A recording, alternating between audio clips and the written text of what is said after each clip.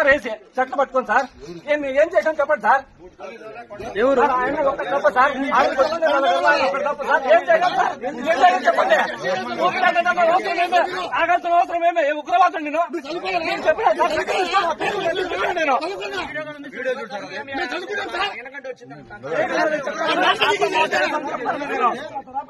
ఎవరు లాక్కుంటారు sir. లాక్కుంటారు sir. ఏం sir తెలియపోతారండేమో మాట్లాడి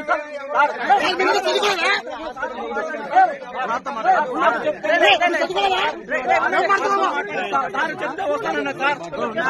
వస్తానన్నా నేను ఏంది సార్. ఏంది ఎంత అన్యాయం నా శ్రీవారి మెట్ల దగ్గర.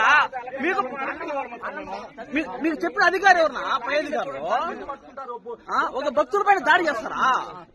ఇంత అరాచకం తంతారా బుట్కాలతో? ఏం అరాచకం ఇది? 3 రోజులు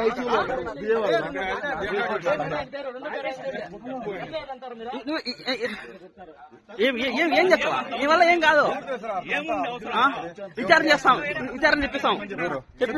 చల్లలే ఏం చేద్దాం. మాకు తెలుసులే. మాకు తెలుసులే సార్. ఇష్టము. నేను కూడా పేజ్ స్కాలర్నే. ఆశమాషాన్ని కాదు.